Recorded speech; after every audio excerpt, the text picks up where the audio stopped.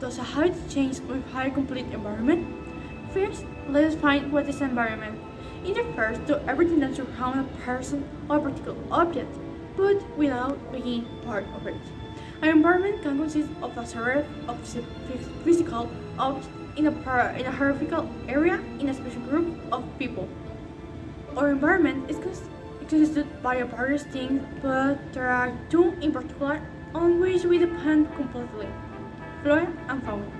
The flora and fauna are the plants and animals that live in an ecosystem or in a specific geographic region. It can also refer to animals and plants after a period of time.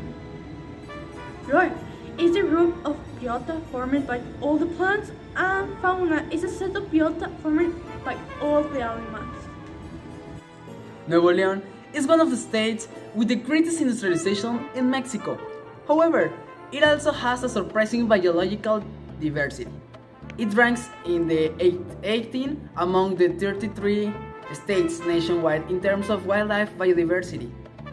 It's estimated that from 2,351 species, 128 species are mammals, 523 are birds, 23 are amphibians, 93 are reptiles, and 43 are fish.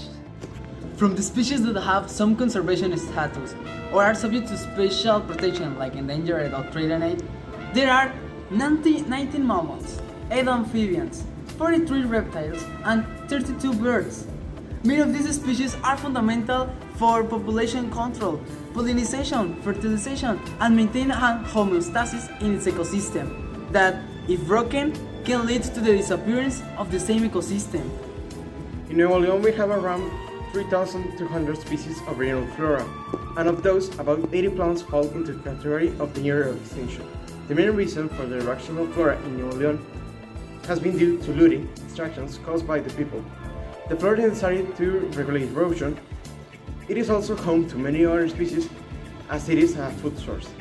Not to mention that some species are used as home remedies to treat diseases, such as the achucuita that Dr. González used for bronchial problems.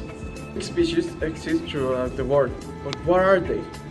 Well, they are living species, they are living beings, which include both flora and fauna, whose distribution is restricted to a certain geographical area.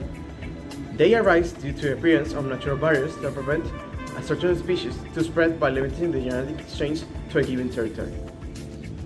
The smaller the area in which they naturally live, the greater the risk of change in the population, reduction of the survival rate, or poaching. That is, they are more vulnerable. The importance of conserving these species is that their representation is limited to the environment in which they live, and that their disappearance means the loss of special specimens by culling them in some way.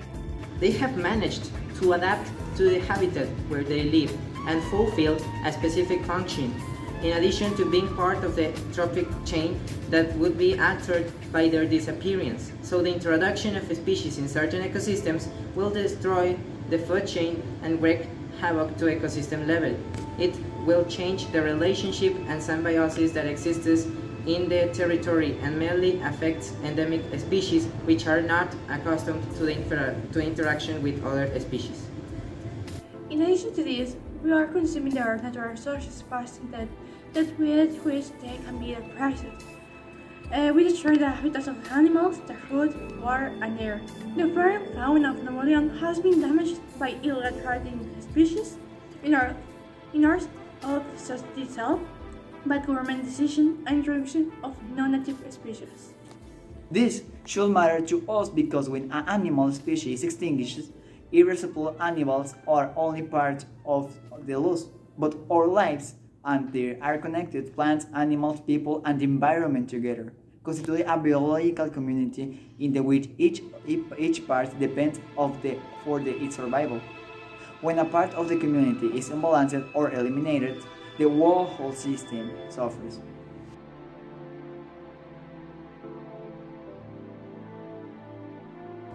Nowadays, Nuevo León is suffering a loss of its quantity of species in its region, and the most endangered are the endemic species because they cannot grow in the other conditions in the organisms or in the regions. There are two significant risk factors: the foreigners and the illegal settlers, who are responsible of ocean, native, and endemic benevolent species, and then commercialize and collect them in other regions and countries. And the second problem is that the people that live in Nuevo León don't know about the species that are in this region. That is one of the reasons why Neoleonenses do not report to Profepa, illegal sellers that collect our special flora and fauna to get rich.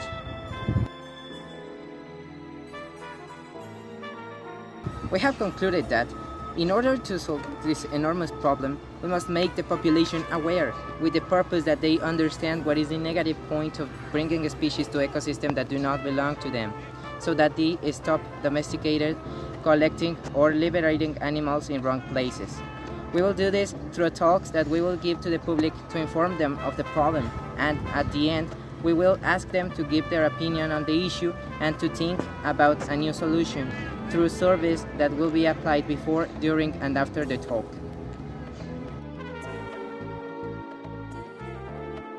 For the second hypothesis, we will compare the results of a surveys before and after the presentation. Before, just to have a group of data as a control, and after, to test how the results change after the presentation. The presentation includes data about the fauna and flora of Nuevo León and organizations that protected the native species of this region. The presentation has the purpose of informing people about the different species and how we can protect them. Because of this, the surveys have questions about these different topics. By doing this, we will be able to determine precisely how and by how much the results improve compared to the surveys made before the presentation. The surveys include questions like, do you know about some of the animals that are endangered? And do you know about any organization that has the goal of protecting the native species of Nuevo León?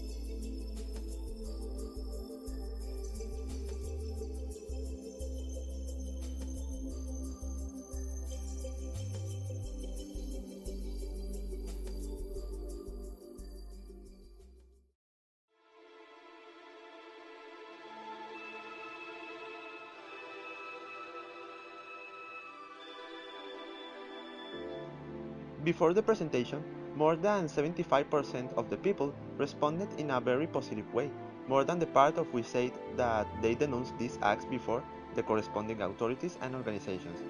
But 25% had an indifferent attitude, answering that they took no action if that fact arose. They will only observe and set aside. But then that response changed, showing an increase in the area where there will be no arms crossed, and they choose to report this abuse to the authorities with the intention of helping and avoid these negative and immoral actions. Here we have very common results before the talk.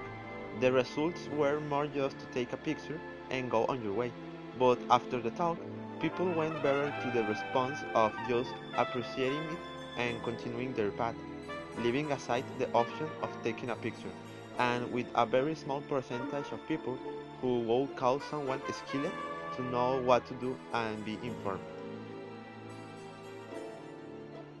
This question had no important variation before and after the presentation, since 80% of the respondents believe that community intervention forms a very important part in the care of both animal and vegetable species, not only in participation of campaigns and activities. With the simple fact of not doing harmful activities for these species, a lot of help is already being made that will allow good results by organizations to care for and preserve the species more efficiently and safely. Before the talk, 70% of people agreed to help preserve wildlife, both flora and fauna. Although a small percentage only specified that it will help only in flora or fauna. After the talk, a positive increase was shown, since now 95% were willing to help because they reflected that with their help we can do better things for life on Earth, our home, and that for all living things that inhabited there. Without having the informative talk, only 9% of the respondents, 2 of 23 who were taken into account, knew at least one organization that will be responsible for the care and preservation of wildlife, where they mentioned Semarnat, Propepa, and PETA. After the recent talk, the results were totally opposite to those of the previous one, because they were informed of different organizations that looked after wildlife, where 22 of 23 people managed to mention up at least 3 examples, where the ones that were more repeated were Semarnat and Propepa. In this question, something very similar happened that in the previous one. A large part of the respondents, 75%, didn't know any endemic species of Nuevo León because they didn't consider it to be something important to know or simply didn't have the curiosity to know them. And those that were mentioned were Cuatí, Quetzal, Ocelot, and the Ajolot, as the most mentioned, including a plant known as tuat grass. At the end of the talk, after knowing that there are very varied endemic species in the state, 87% could already mention some of them. Among the most mentioned, monarch butterfly, white-tailed deer, black bear, northern cardinal, and Cuatí.